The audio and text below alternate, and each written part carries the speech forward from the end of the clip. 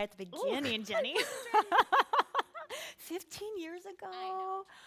Oh, those are the moments when you just have to look back and think, okay, God, you let us be part of their lives. Who knew? And I just have to continue the story because Justin and Jenny would come. Now that just flows so well, Justin and Jenny. The first meeting, we're like, Justin, I'm not so sure about Jenny. She's got her act together. But then we found out just the beautiful way they pour into others. And our kids were small enough that they went to bed at 8 o'clock at the time. So the plan was put them to bed at 8. They go upstairs, right? Maybe they slept, I don't know. But at least it gave us time to talk to Justin and Jenny. And pretty soon into meeting them, they found out our kids were U of M fans. Well, if you know Justin and Jenny, they bleed green and white, right? And so like the first or second meeting, they went up, and my son, who's the most vocal about what he prefers, they totally like teepeed his bedroom. They had green and white streamers coming from the ceiling, the doors, go green everywhere. And I don't know if you did both of their bedrooms at the time. And what came first? And then the next week, my kids did, blue and gold or whatever those colors are on your car. And today I have 3 Spartans in the family, probably because of them. So all 3 of my boys went to MSU. So that's a fun story of with Justin and Jenny. Wow, it's so good to be back, and it's so different since we've been here so much. I've got the sun shining in my eyes right here. And do I have to stand still, you guys? Because I know we're videoing. Kind of like right here? Okay, I'll try. I'll try. I'll try really hard. But my name is Pam Four, and I'm part of the Orion Campus Insights, and I just see new faces, and so this is so fun. And as we've been studying 1 Timothy, I have to admit, like when we first started, I thought this just sounds like a whole bunch of rules. Like right now, my soul just needs some pouring into. This is hard just reading church rules and stuff, but I know it's so needed right now. So I was happy that I have chapter 5, because chapter 5, when I was reading through the commentaries, it said that 1 Timothy, all of the letters that Paul was writing to him, really could have been a little more, like they were kind of generic that any church could learn from them. It had the advice for the Ephesians church, but also anybody could read it. And chapter 5, some commentary said that this was a little more specific. This was towards the church in Ephesus. This is where Paul had been there. He knew Timothy's mother. He knew his grandmother. He knew how they had poured into him. And now it's almost like, this is how I'm picturing it. It's like when maybe you're working and you have like the manual that you've learned for your business. And then you get to meet with your supervisor or your DR, and you're like, no, I have these 5 questions and actually have names next to each checkpoint. Like, I need help with these 5 points.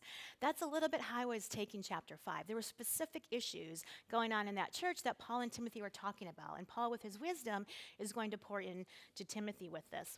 And the reason I like that so much, that example right now, is I've taken a new job since I've been here, and I now work with an agency called Samaritas. And Samaritas is a refugee resettlement agency right here in Southeast Michigan. And currently, I'm on a team that is helping 350 Afghan refugees who came over this summer and who were in army bases for about 3 months. Then they came on a plane to Southeast Michigan, and they're waiting to be put in a permanent home. So right now, this is our task, and it's really busy. But part of this job is it's has its foundation in the Lutheran Church. So it's a Christian-based agency, but we're serving a lot of non-Christian people. So our clients, our people we're working with, a lot of them come from different faiths. So part of my mandate is I live out the love of Christ, but I can't verbalize it. I can't proselytize. I can't say the things I would get to say in this room, Bible scriptures and with that. So the challenge for me since January has been, how am I living out my faith without having to use words? And I feel like chapter 5 was a lot like that. He's Paul is telling us, how can I live out my faith?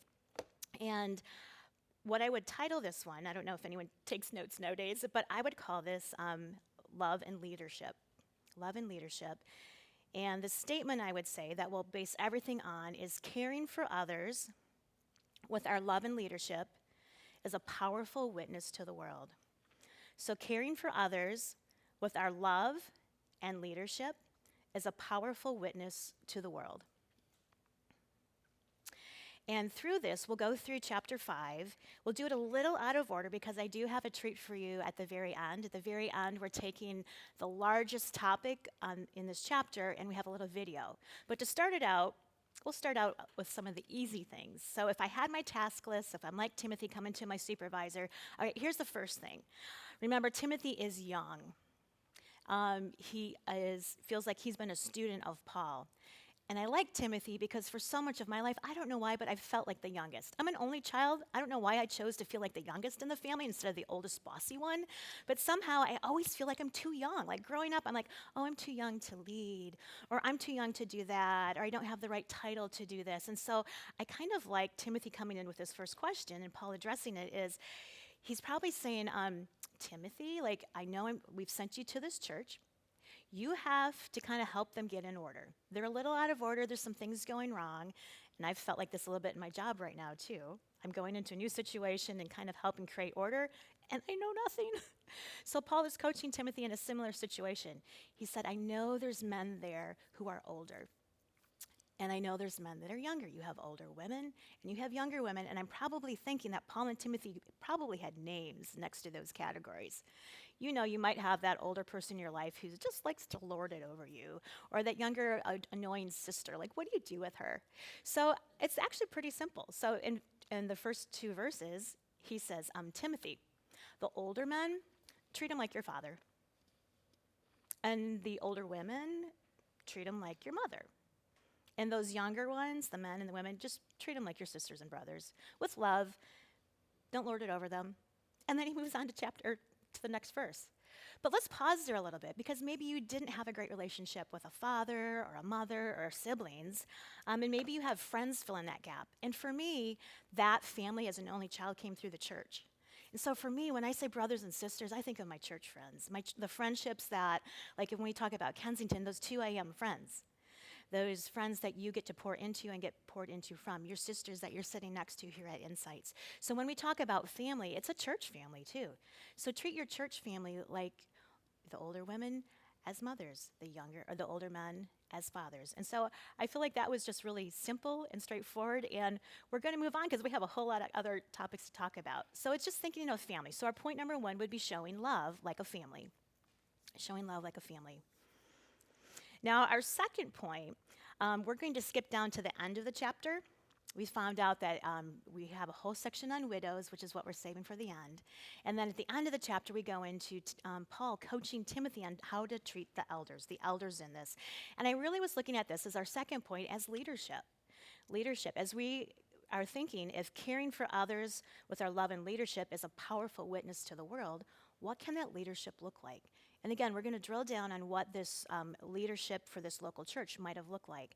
And it really was a humble leadership. Again, Timothy's coming in a little on the shy side, maybe a little feeling like I'm not quite adequate. And Paul's saying, here's what leadership might look like. So I have a little example here. And I'm taking it all from this little book called The Way of the Shepherd. The Way of the Shepherd, it's pretty old. It's 2004. It's by Kevin Lehman, who you might recognize, but there's a chapter in here that I really thought was really a great one to apply for how Paul might have talked to Timothy about the leadership.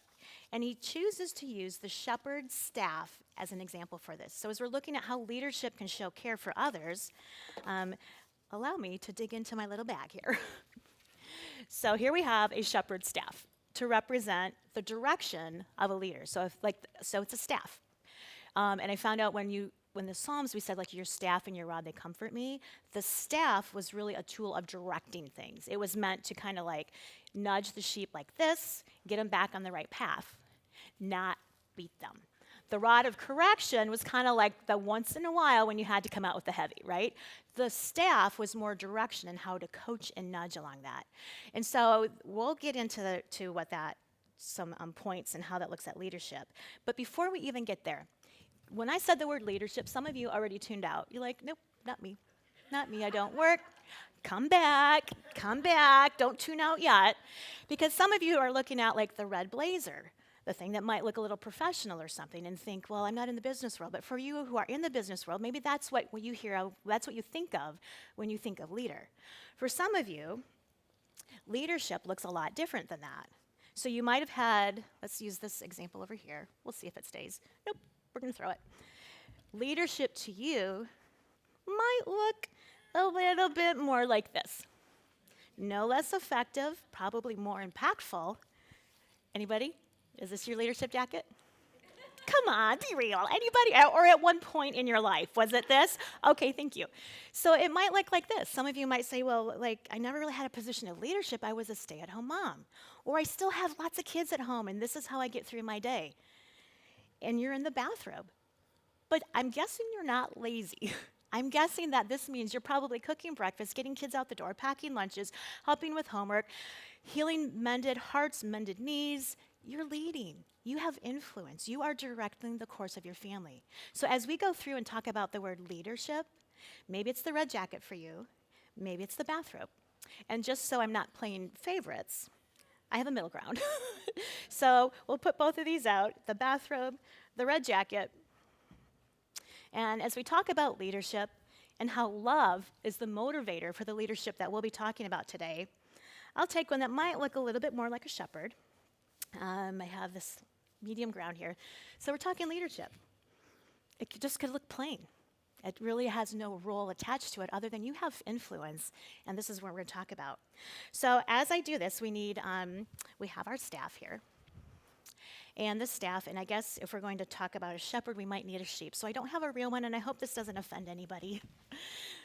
But we have at least something that looks like a sheep. It was a sheep? Okay, so this is our sheep. All right, so we're just going to put him down here because he's going to be part of the example here. So our first point, and if you are taking notes, this will be your number one from here, is that when you are going to be a leader and use this staff, or you can, with the staff, this is a staff of direction. And the staff represents your responsibility to direct your people. The staff represents your responsibility to direct your people. And again, if you're thinking children, think children. If you're thinking at work, think of at work. So directing meant, so what I found out is the staff actually might have been about 5 feet long. And then it's just meant like if your sheep are getting out. So picture this. We're taking, I'm going to do green pastures because I'm so ready for spring. Get back in the camera. So let's picture a green field.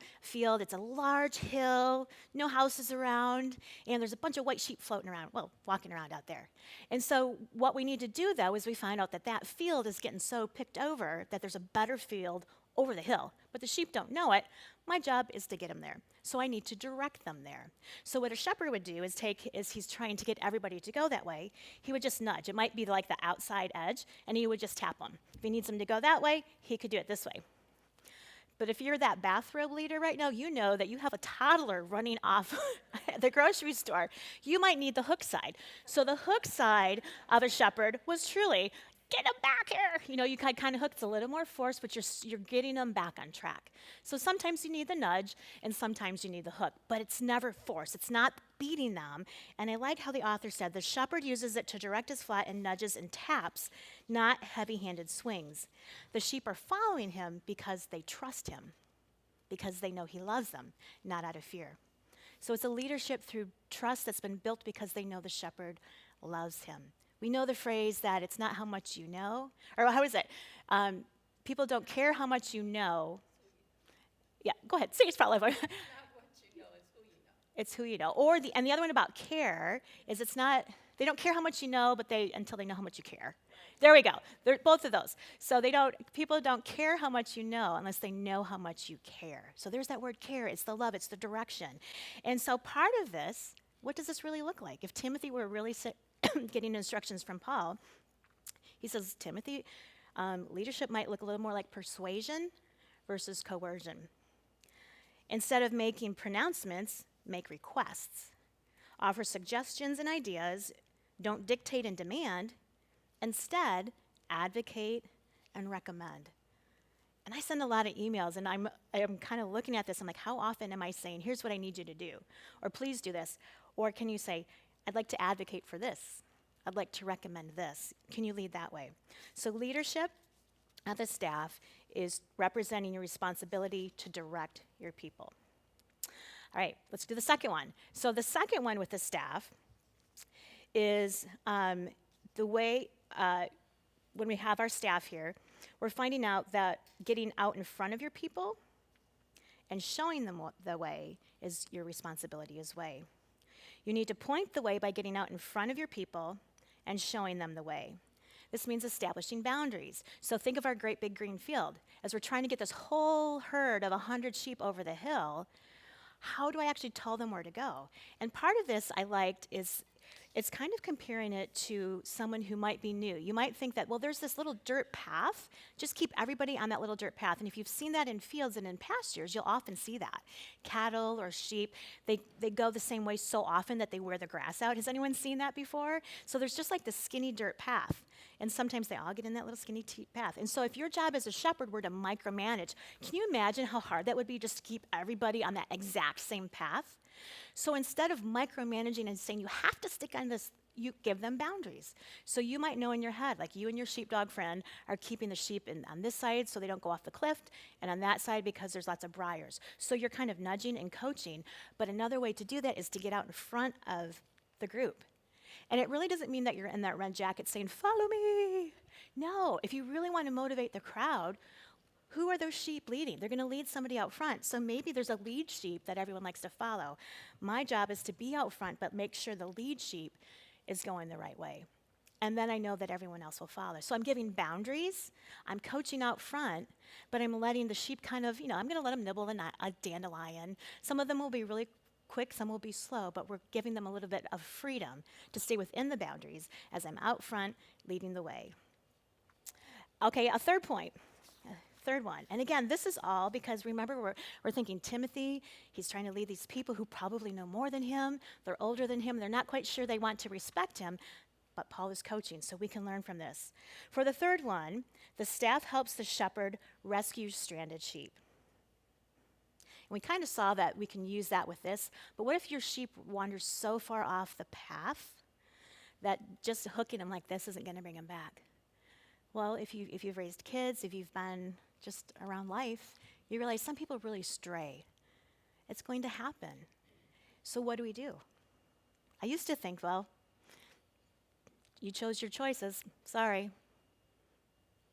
I don't have time to go rescue you.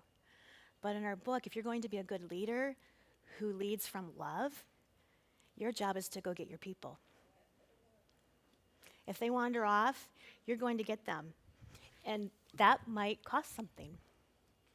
It might hurt. It might take time. It might take money. Depending, is it family? Is it people who work with you or for you? That means if they're in trouble, you go get them. So that might mean if they've stranded so far off, you're going to go pick them up. And we've seen that picture, right? The shepherd carrying the lost one back. And they're coming back. And we're going to let them know that failure is not final. It's not final.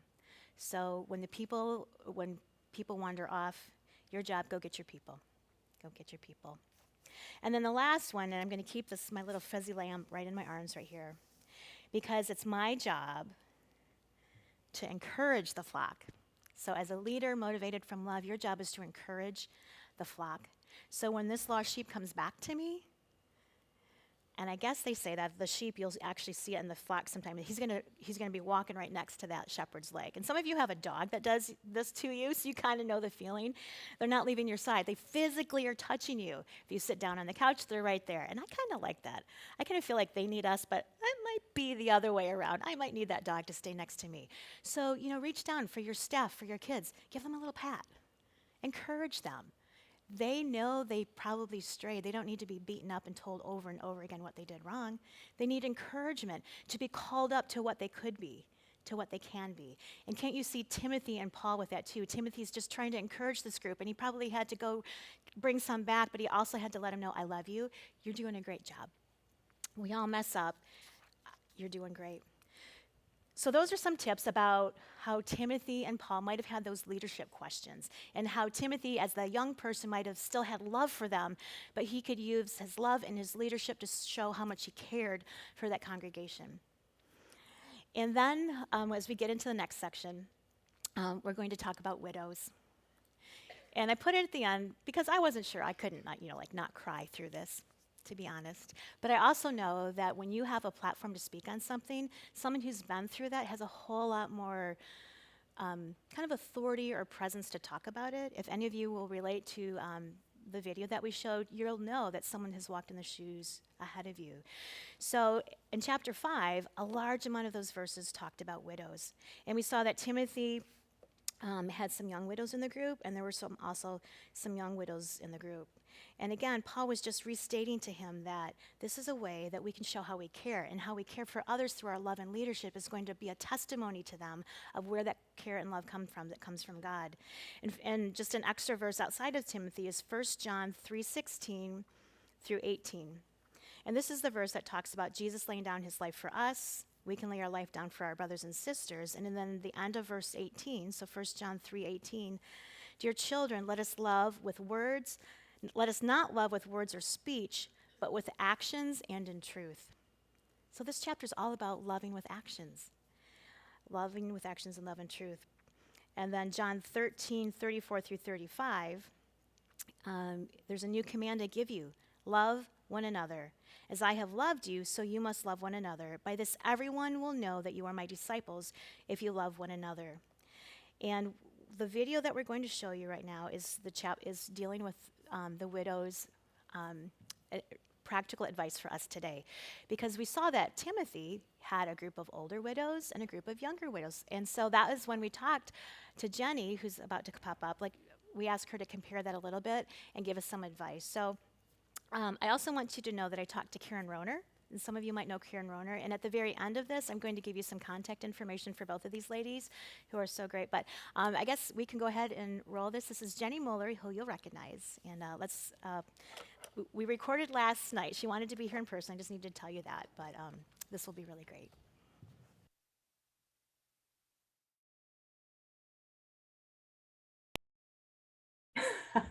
Hey, Jenny, how are you doing? I'm good, thank you. So thank you for being willing to come on video for our Insights ladies. And just for our Insights ladies who are watching this, this is Jenny Muller, a very familiar face to you for Insights, and who is taught just a couple weeks ago, I believe. But Jenny, this week we're doing First Timothy 5. And there was a big piece of these verses that were talking about widows. And as I read through there, and since I have met you years ago when you were most recently a widow, then you popped into my mind, just because Insights ladies know you so well. And I have just seen your walk with the Lord and your journey through grief and moving on. And I think you're the perfect person to come talk to us today. So thank you. Oh, thank you. So let us know, like as we were chatting before we went on camera, you are using your experience not only for professional business now, but to bless others. So tell us what you do now. Yes. So I work with New Day Foundation for Families, and some of you might be familiar with Gina Spain. They were actually on a video recently for Danny at Troy. They have come and done part of Sermon in the Seats, but New Day is a nonprofit that serves families who are impacted by cancer. And I also have my own grief consulting business. And my grief consulting business, called New Normal, was born out of my experience as a widow. And working at New Day fits right in with my story. My husband passed away from cancer January 9th of 2013. And we had a son. He was almost 2 years old at the time. So being able to use that experience, that pain, and be able to come to my families that I work with and say, I can appreciate what you're going through. I've just this week had about 3 people say, "You sound so young. How could you know what I'm going through?"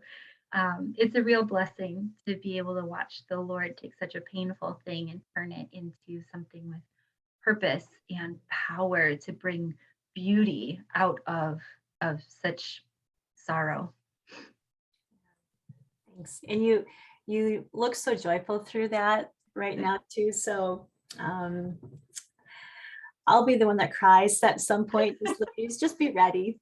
I'll do it when I'm done. I can keep it together. I'll let the tears flow. Well, I do, on that note, Pam, like, I really want to encourage all of you, especially those of you who are newly widowed. This was not my face for a long time, being able to talk about my story.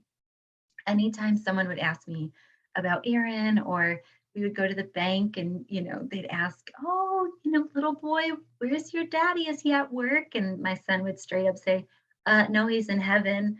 And I'm over there writing the withdrawal slip, sobbing. So I'm 9 years out from that day. So there have been 9 years of tears and healing and wrestling and sorrow and finding purpose. So I don't want young widows or new widows to think, gosh, I'm 6 months out from when my spouse passed. Why don't I look like that? It takes time and it takes work. So, Thanks. Well, we do have a couple questions I know that we're going to kind of just to walk through here too. And that was one of our first questions, is that was the young widow, like you were such a young widow. And as we were reading 1 Timothy, Timothy really talks about widows who had been on the older age, and he said 60 and above, and then he said the younger widows. And so your experience as a young widow, and tell us. And so part of, for those of you watching, I want people who may be a widow right now to hear your heart and like what you just told us.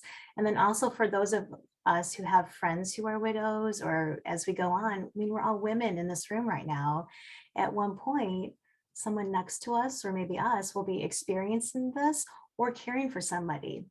So what would you say for yourself when you were a young widow? What were some of the needs, or what you were going through that you wish people knew, or now that you could coach us on?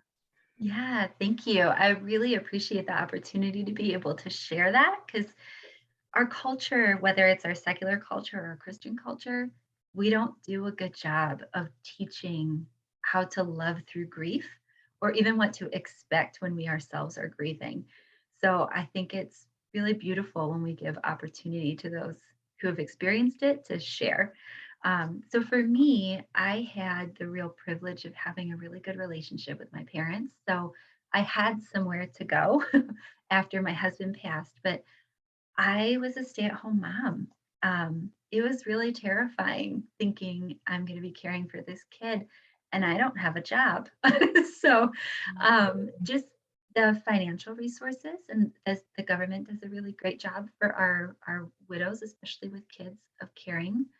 Um, but I found a lot of times that my friends would invite me over for play dates, but my son and I weren't really invited for family dinners. So my child, who only has a mother to see, didn't really have men that he saw interact with wives. So he, being in a single parent home, doesn't have a picture of what a marriage looks like, because he can't see that with his parents. So if you know of someone who is a young widow, they have kids at home, I would really encourage you to not just keep it to inviting the mom for coffee, or inviting the mom over for a play date, or waiting until your husband's on a business trip. Invite them over when your spouse is there as well, because you can really bless them by giving them a picture of what a marriage looks like. What does it look like to have daily life, and one's cooking and one's doing the dishes, instead of it just being the one parent doing the dishes? Um, I think for me, that was a really hard thing. We did a lot of family things. And then when I became widowed, that really stopped. And I had a lot of really beautiful female friendships, but not a lot of couple friendships. And I think it can feel really awkward for the couple, because there's not the guy to kind of balance that out with. But that would be something. Also, don't assume that someone else is reaching out. I think often, whether it's in relationships with widows or other ministry that we feel called to, we kind of think, well, somebody's already doing that. Or, gosh, Jenny has so many friends. I'm sure somebody is pouring into her, or asking her to study the Bible together, or, taking care of this aspect of her life, or feeding into that. Don't assume. Put yourself out there and let them be able to say, like, I'm good, thank you. Because it can feel really lonely. And that would be something else. The nighttime for a lot of widows is the hardest time. Especially, I mean, for me, I experienced it in that my kiddo went to bed at 7. So I had 3 hours really to just be in the dark by myself.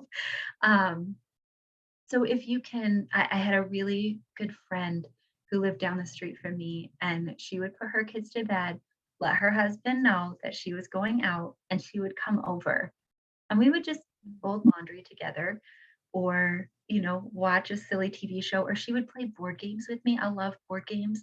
You can't play board games by yourself. It's very hard.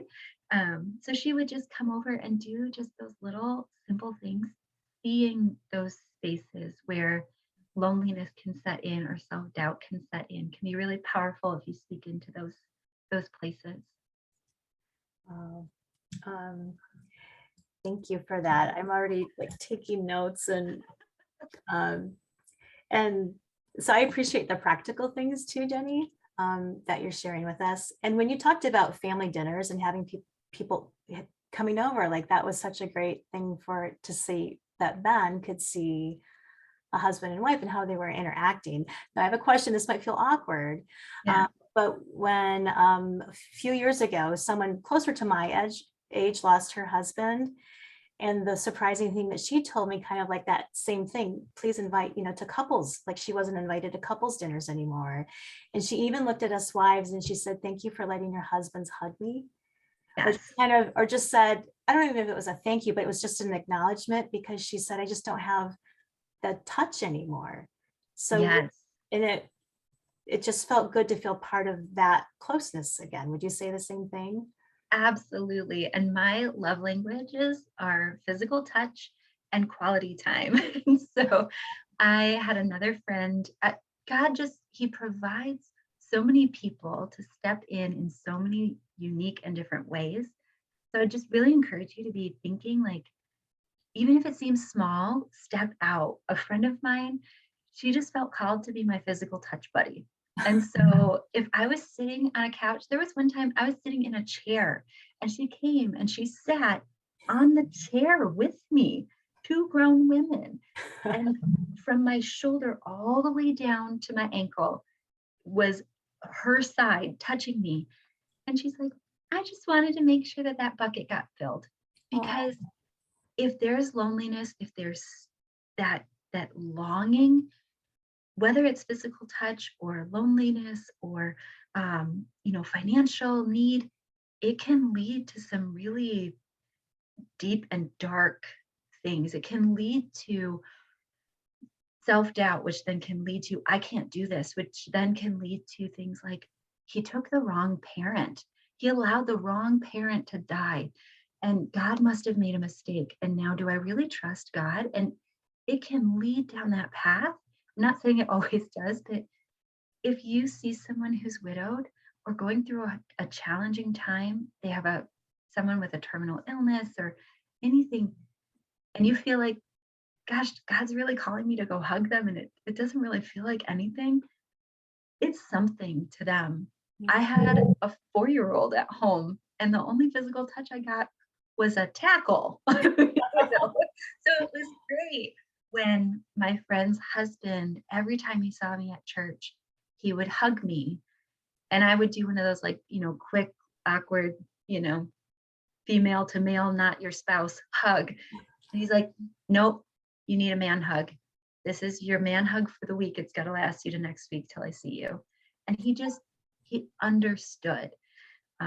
So yeah, I totally resonate with that. Oh, that's interesting. Oh, thanks. All right, next question.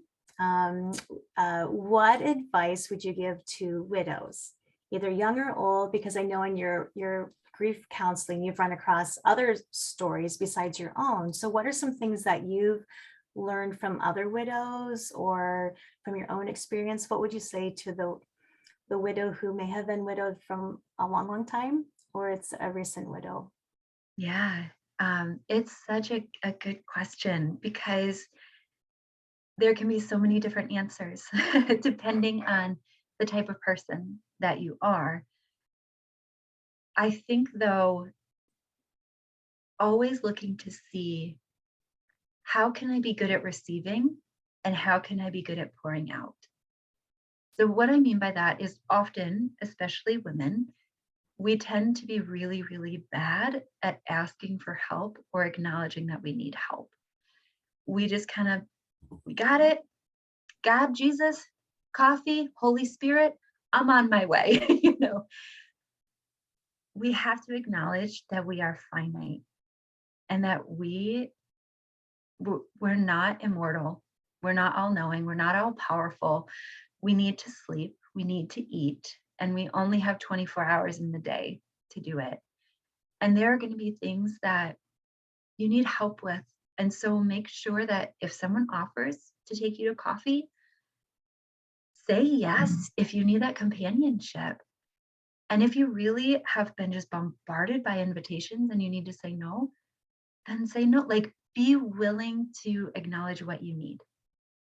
I would also say, in the pouring out, for me personally, I knew that if I didn't use my grief for something good and beneficial, it was going to rot inside of me. And I talk with my clients a lot about getting it out of your body.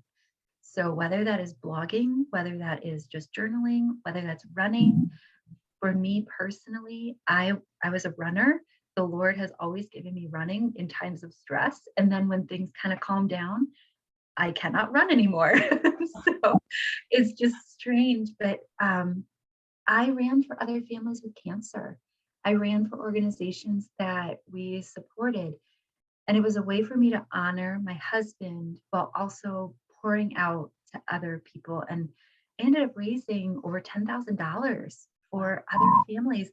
And because of that money, I mean, it went to a kiddo in Texas who had cancer, and mom didn't know how she was paying medical bills.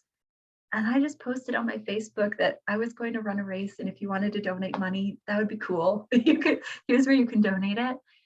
And I had so many people who stepped in, because we also often see pain and we don't know what to do. We don't know where to step in.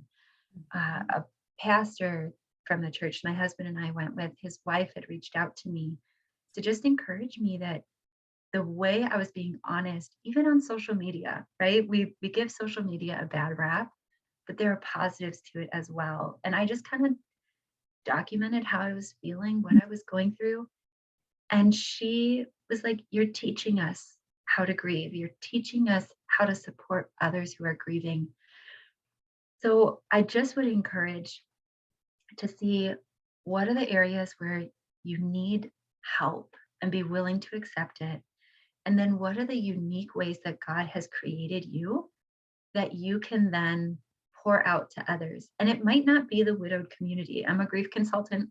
I work with, like, those are my people, the people who are grieving, the people who have cancer. I've taken my story, and that's where God has continued to place me. But I know other widows who have been inspired to go and work with the homeless.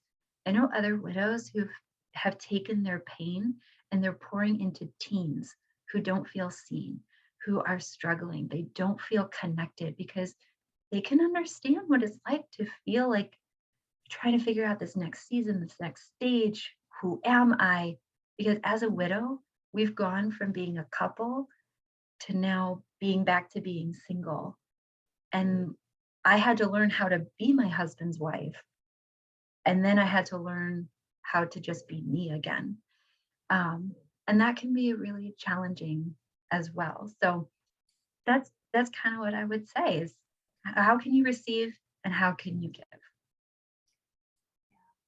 I think that's inspiring for all of us too, in any situation. And I've seen you do that. I think that's like, as you're saying that, I've seen you pour out to so many in different organizations. And I didn't know that about a runner. I learned Yeah. that you're running with that. So are you in a running mode now, or are you not running? I've just come out of a running mode. Okay. So now we're back to who knows what now. I always, again, go through this stage of like, who am I now? What do I do now? I was a runner. Now what? So it's actually when my husband was diagnosed, he got tired of me hovering and helicopter caregivering on him. So I actually ran my first half marathon 3 months before he passed away because he just needed me to leave him alone a little bit. Aw, that's a neat, in a way, a sweet legacy of what running means to you.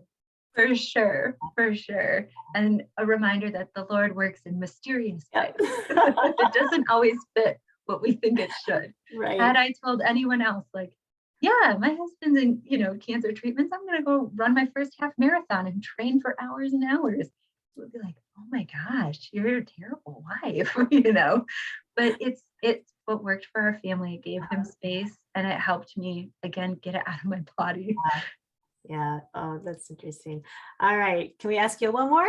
One more, yeah. Well, keep talking though, because I'll keep looking at our I'll watch. even let you ask me too if you need to. Two Pam, more. so. Okay, a bonus question. I feel like it has to be a really goofy one at the end, but since we're being so serious, but I do want to. I know you just have such wisdom, Jenny. So we've covered your advice to those who are watching someone grieve, and then if you are someone as a widow grieving. So is there anything else, you can picture these insights, ladies who will be watching this, if you were standing up in front of them live, and I know you would have, everybody, she just was busy this week, she couldn't come live, so we're taping it.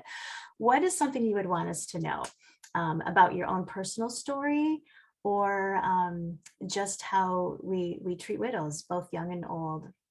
Yeah, I think that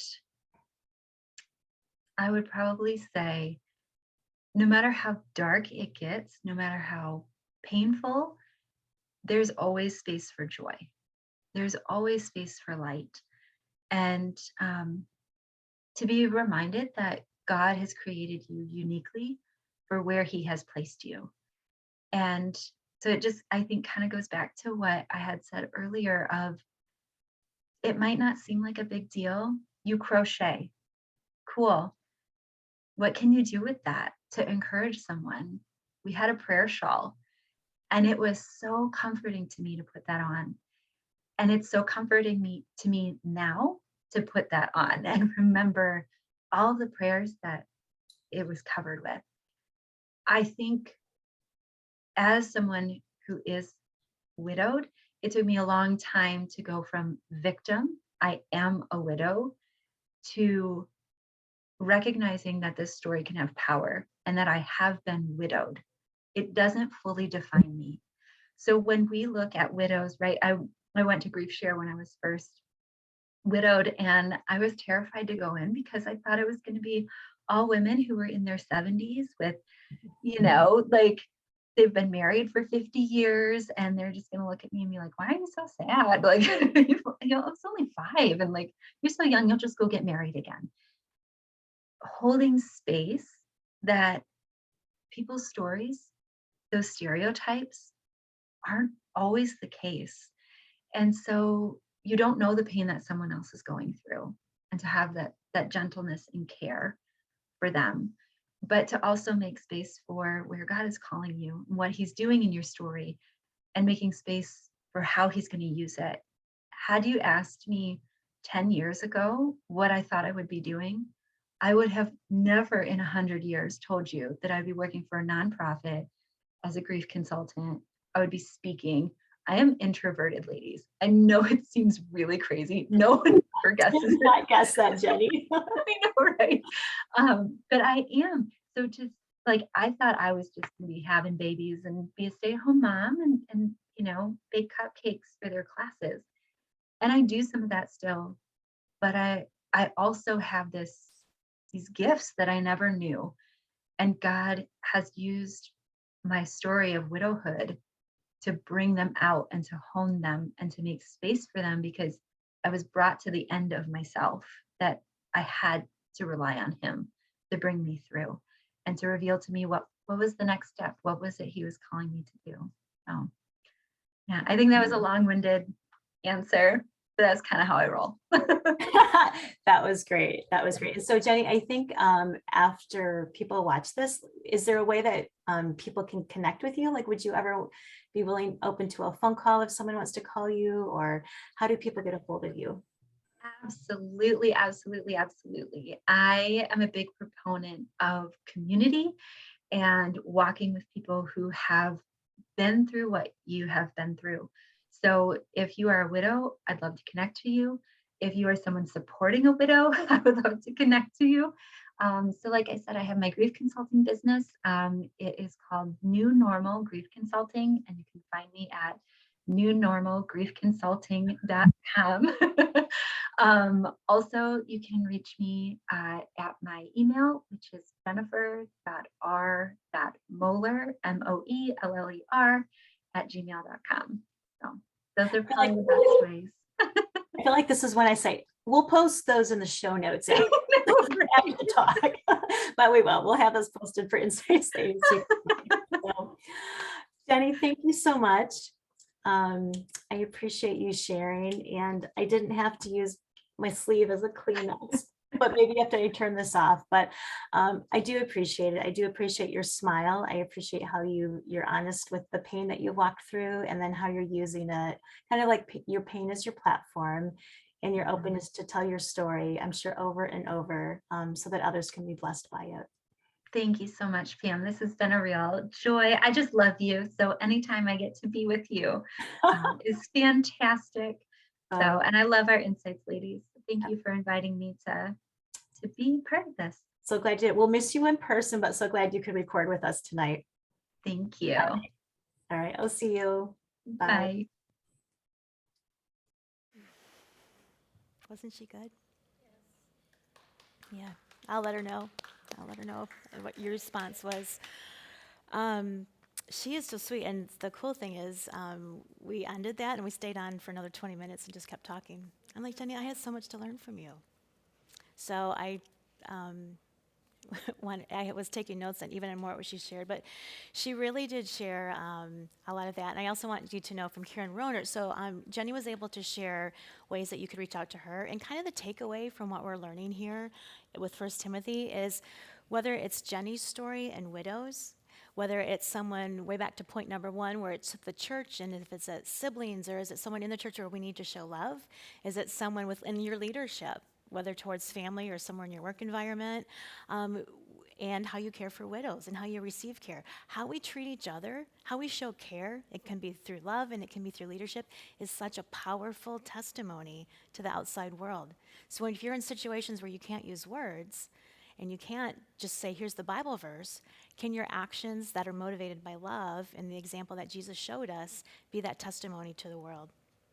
So I hope as you go back to your small groups, that you can even be thinking of tangible things. Maybe something came to mind through any of this, that of something of either a group that you could reach out to this week, or maybe there's a person, there's a face that you're like, oh, I know exactly what I can go do for them. Or maybe you're not sure what it is, but you know the who, and you can just pray and ask God to show you that.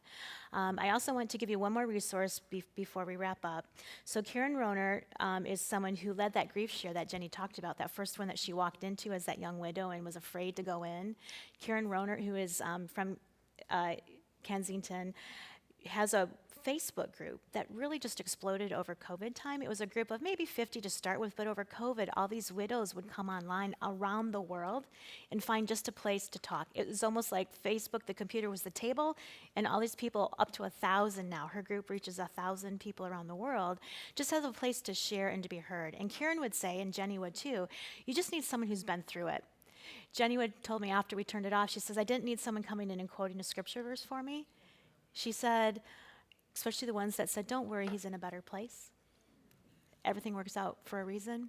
She said that's not what she needed at the time. She needed that side-by-side connection. She needed someone to come in. She said a woman even came unknowing to her in the winter as the snow's melting to her backyard, and she has a dog.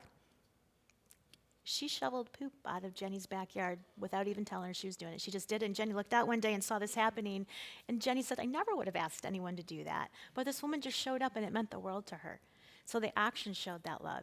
So Karen's group, I wanted to give you just go back. The Facebook group, if you just want to check this out or pass this on to someone, this is kind of like peeking in the door to the room before you go in. The Facebook group is called Widows in Motion. And then there's also a website, widowsinmotion.com.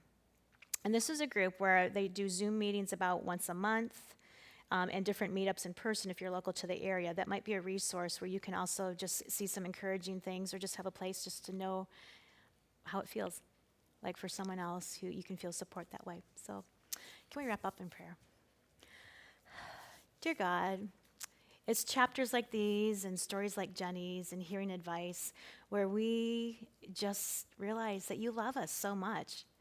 And that if you're someone we often thought of as just as rules-based and a bunch of lists and do's and don'ts to follow or not do, thank you for showing us glimpses where it's just love. And then when there are those guidelines, where are those nudges, when the shepherd's hook has to pull us back, or the shepherd just has to go rescue us, or we have to go rescue someone with your help and bring them back. Lord, let us remember that we still need that encouragement. Thank you for giving it to us. The grace that you give us, we can share to others.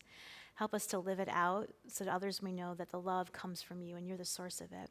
Thank you so much, and bless these ladies as they go out through their week. Amen. Amen.